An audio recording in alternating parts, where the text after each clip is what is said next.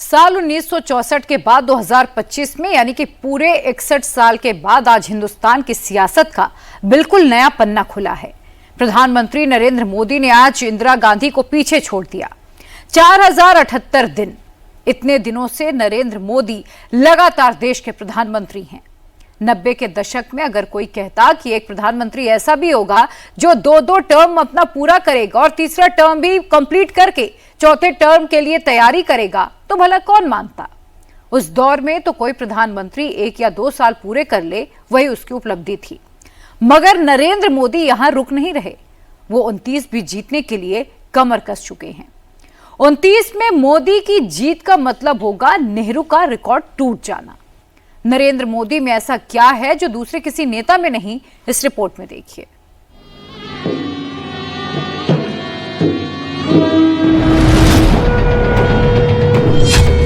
नरेंद्र मोदी ने बिल्कुल नया टारगेट सेट किया है। मोदी का मिशन 6127। राहुल गांधी इसे सुनकर ही चौंक जाएंगे। मोदी ऐसा रिकॉर्ड बना रहे हैं जिसे तोड़ना नामुमकिन होगा। कहां पड़े हो चक्कर में, कोई नहीं है टक्कर में। प्रधानमंत्री नरेंद्र मोदी इंदिरा गांधी को पीछे छोड़ चुके हैं। अब बस जवाहरलाल नेहरू ही मोदी से आगे हैं। क्या मोदी जवाहरलाल नेहरू को भी पीछे छोड़ने वाले हैं?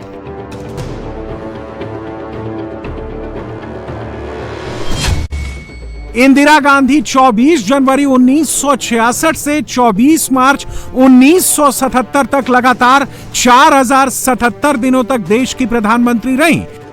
नरेंद्र मोदी 26 मई 2014 से अब तक पीएम की कुर्सी पर लगातार 4078 दिन पूरे कर चुके हैं। जवाहरलाल नेहरू 15 अगस्त 1947 से 27 मई 1964 तक लगातार 6126 दिनों तक देश के प्रधानमंत्री रहे थे। नरेंद्र मोदी को पंडित नेहरू से भी आगे जाना है। प्राइम मिनिस्टर की चेयर पर नेहरू लगातार 6126 दिनों तक बैठे थे। मोदी 6127 दिन से भी आगे जाना चाहते हैं। अभी मोदी नेहरू से 2048 दिन पीछे हैं। मोदी के सियासी शत्रु कहते हैं कि मोदी के लिए नेहरू से आगे जाना नामुमकिन है, लेकिन नामुमकिन को मुमकिन बनाने वाले का नाम भी तो मोदी है। ना इंदिरा, ना राजीव, ना राव, ना मनमोहन, मोदी इन सब के कंपैरिजन से आगे निकल चुके हैं। अब मोदी के लिए सिर्फ एक कंपैरिजन बचे हैं, जवाहरलाल नेहरू। 16 साल 286 दिन, इतना नेहरू का कार्यकाल था। 11 साल 60 दिन, मोदी का कार्यकाल इतना हो चुका है। 5 साल 226 दिन, मोदी इतने दिन 2031 में ही पूरा कर लेंगे। 2014, 2019 और 2024 लगातार 3 लोकसभा चुनाव जीतकर नरेंद्र मोदी एक मामले में पहले ही नेहरू की बराबरी कर चुके हैं। अगर वो 2029 का लोकसभा चुनाव भी जीत जाते हैं और चौथी बार प्रधानमंत्री बनते हैं, तो वो 2 मायनों में नेहरू को पीछे छोड़ देंगे। नेहरू 3 चुनाव जीते थे, मोदी 4 चुनाव जीतेंगे और सबसे लंबे समय तक लगातार प्रधानमंत्री रहने का, नेहरू बनने का रिकॉर्ड भी तोड़ देंगे। ना देश में ना विदेश में, पूरी दुनिया के डेमोक्रेटिक वर्ल्ड में मोदी जितना लंबा शासन किसी का है ही नहीं। और जब मोदी 2031 में नेहरू से आगे निकलेंगे तो उनकी बराबरी में कोई नहीं होगा। अमेरिका में सबसे लंबे समय तक राष्ट्रपति रहे फ्रैंकलिन डी रूजवेल्ट 12 साल 39 दिनों तक राष्ट्रपति थे। मोदी अगले साल ही इसे क्रॉस कर लेंगे। मार्गरेट थैचर आधुनिक ब्रिटेन में सबसे लंबे समय तक पीएम रही। उनका कार्यकाल 11 साल 208 दिनों का था। मोदी थैचर को इसी साल क्रॉस कर लेंगे। जर्मनी के चांसलर रहे हेलमुट कोल 16 साल 26 दिनों तक पद पर थे। एंजेला मार्केल का कार्यकाल 16 साल 16 दिनों का था। मोदी 2031 में इन दोनों को पार कर जाएंगे। तुर्की के president Recep Tayyip Erdogan Modi के प्राइम मिनिस्टर बनने के बाद 28 अगस्त 2014 से पद पर हैं। वो कभी भी मोदी से आगे नहीं निकल पाएंगे। भारत में इस वक्त नरेंद्र मोदी के आगे कौन है? कोई नहीं। भारत में इस वक्त मोदी की बराबरी में कौन है? कोई नहीं। भारत में इस वक्त मोदी की टक्कर में कौन है? कोई नहीं। राजनीति में सबसे बड़ी प्रॉब्लम पता है क्या होती है? क्या होती है? हाँ, नहीं, नरेंद्र मोदी कोई बड़ी प्रॉब्लम नहीं।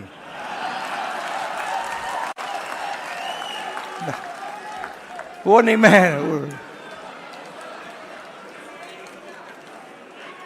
आपको बता रहा हूं, ये आपने अपने सिर पे चढ़ा रखा है, कोई प्रॉब्लम नहीं। ये जो मीडिया वाले हैं इन्होंने बना रखा है, इसका गुब्बारा बनाया, कोई प्रॉब्लम नहीं।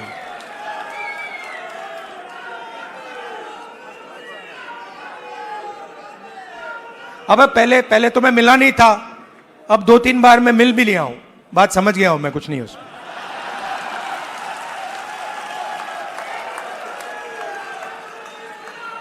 शो पूरा शो है, दम नहीं है, बता रहा हूं। आप लोग मिले नहीं हो, मैं मिला हूं, बैठा हूं कमरे में। कांग्रेस के राहुल गांधी बार बार चुनाव हारते हैं और हर बार कागज फाड़ते हैं, लेकिन कागज फाड़ने से राहुल चुनाव नहीं जीत सकते। आपातकाल के 50 साल हो गए मगर मानसिकता नहीं बदली। यदि इंदिरा जी कहती थी कि संवैधानिक संस्था की मान्यता इस आधार पर तय होगी कि मैं चुनाव में जीती या नहीं, तो आज राहुल गांधी कहते हैं कि चुनाव आयोग की मान्यता, प्रामाणिकता इस आधार पर तय होगी कि हम चुनाव जीते या नहीं। चुनाव जीतने के लिए जो करिश्मा चाहिए वो नरेंद्र मोदी के पास है। चुनाव जीतने के लिए जो संगठन चाहिए वो भी मोदी के पास ही है। चुनाव जीतने के लिए जो रणनीति बनाई जाती है उसके मास्टर भी मोदी ही है। मोदी आजादी के बाद जन्मे पहले प्रधानमंत्री हैं, साथ ही वो पहले गैर कांग्रेसी प्रधानमंत्री हैं जिन्होंने 2 कार्यकाल पूरे किए हैं। मोदी भारत के इकलौते नेता हैं जिन्होंने लगातार 6 चुनाव में पार्टी का नेतृत्व कर जीत हासिल की है। गुजरात विधानसभा चुनाव 2002, 2007 और 2012 में और लोकसभा चुनाव 2014, 2019 और 2024 में। बिहार में हो रहे वोटर वेरिफिकेशन के खिलाफ मोदी के विरोधी गुस्से में हैं। असल में वो चुनाव आयोग पर नहीं, नरेंद्र मोदी पर अपना गुस्सा निकाल रहे हैं। चुनाव बहिष्कार की बातें वही कर रहे हैं जिनको मालूम है कि मोदी से जीतना बहुत मुश्किल है। जवाहरलाल नेहरू के समय भारत का पॉलिटिकल मैप ऐसा था, हर तरफ कांग्रेस ही कांग्रेस। केवल एक केरल का रंग लाल था और जम्मू कश्मीर का रंग हरा था। नेहरू के समय केरल में लेफ्ट की सरकार बनी और जम्मू कश्मीर में शेख अब्दुल्ला की नेशनल कॉन्फ्रेंस ने सरकार बनाई। बाकी देश का कोना कोना कांग्रेस के रंग में रंगा था। राष्ट्रीय स्तर पर नेहरू के सामने कोई चैलेंज नहीं था। नेहरू को पीएम का पहला कार्यकाल गिफ्ट में मिला था। 1947 में नेहरू बिना किसी चुनाव के प्रधानमंत्री बने थे। 1952 और 1957 का चुनाव नेहरू ने बिना किसी अपोजिशन के जीता। 1962 से थोड़ा थोड़ा अपोजिशन बनने लगा, लेकिन तब भी नेहरू की प्राइम मिनिस्टरशिप के सामने कोई बड़ा चैलेंजर नहीं था। इंदिरा गांधी को सत्ता विरासत में मिली। लाल बहादुर शास्त्री के निधन के बाद 24 जनवरी 1966 को इंदिरा जब देश की प्रधानमंत्री बनी, तब उनके पीछे नेहरू का जीता हुआ चुनाव था। 1967 का चुनाव कांग्रेस ने इंदिरा के नेतृत्व में लड़ा और वो दूसरी बार प्रधानमंत्री बनी। तब कांग्रेस की हालत ये हो गई, कांग्रेस का वोट प्रतिशत घटकर 40 के करीब रह गया और संसद में कांग्रेस की 78 सीटें घट गई। यूपी, बिहार, पश्चिम बंगाल, ओडिशा, तमिलनाडु, केरल, पंजाब और हिमाचल प्रदेश जैसे राज्य कांग्रेस के हाथों से निकल गए। सत्ता में बने रहने के लिए इंदिरा ने अपनी ही पार्टी को तोड़ा। जिसने विरोध किया उसे जेल में डाल दिया। इंदिरा के 4077 दिनों में आपातकाल के 21 महीने भी शामिल थे। 25 जून 1975 से 21 मार्च 1977 तक इंदिरा गांधी ने देश में इमरजेंसी लगाई थी। जहां एक तरफ पूर्व के जो दो प्रधानमंत्री हैं उनके कार्यकाल में निरंकुशता के काले अध्याय रहे, तो यहां विकास के स्वर्णिम अध्याय रहे। और प्रधानमंत्री श्री नरेंद्र मोदी जी जन समर्थन के द्वारा चुनकर आकर प्रधानमंत्री पद पर आसीन होने वाले प्रधानमंत्री हैं, जबकि इंदिरा जी और नेहरू जी दोनों पहली बार जब प्रधानमंत्री बने तो जन समर्थन के द्वारा नहीं, परिस्थितियों की अपरिहार्यता या परिस्थितियों के राजनीतिक दांवपेच के बीच में से बने थे। नेहरू और इंदिरा गांधी की बनिस्पत मोदी का शासनकाल देखें तो इस समय विपक्ष मजबूत है और मुखर भी है। नेहरू के समय 1952 के लोकसभा चुनाव में कुल मिलाकर 14 पार्टियों ने हिस्सा लिया था। इंदिरा के समय 1967 के चुनाव में 25 पार्टियों ने चुनाव में हिस्सा लिया था। मोदी के समय 2024 में 744 पॉलिटिकल पार्टियों ने चुनाव में हिस्सा लिया। राजनीति में जितना विरोध नरेंद्र मोदी ने झेला, भारत के किसी भी दूसरे प्रधानमंत्री ने ऐसा विरोध नहीं झेला। भाषा की मर्यादा जितनी मोदी के विरोधियों ने तोड़ी, किसी भी दूसरे प्रधानमंत्री के विरोधियों ने वैसी मर्यादा नहीं तोड़ी। इसके बावजूद मोदी अपनी पार्टी को भारत के हर कोने तक फैलाने में सफल रहे। आज अटक से लेकर कटक तक और कश्मीर से लेकर कन्याकुमारी तक बीजेपी का संगठन है। देश के लगभग 2/3 हिस्से पर बीजेपी और एनडीए का शासन है और 70% के करीब आबादी भी बीजेपी एनडीए के रूल में है। दिन से नहीं होता, महत्व होता है किसने क्या किया। अरे वो इंदिरा जी जिन्होंने 14 दिन के युद्ध में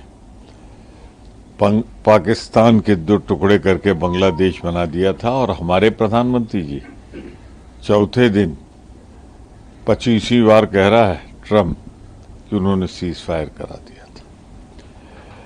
प्रधानमंत्री के रूप में इंदिरा जी ने बैंकों का राष्ट्रीयकरण किया, अमीरों की पूंजी गरीबों के दरवाजे तक पहुंचाई। मोदी जी ने जो पूंजी बैंकों की थी वो उसके दरवाजे अमीरों के यहाँ खोल दिए। आज भी अखबार पढ़ लीजिए।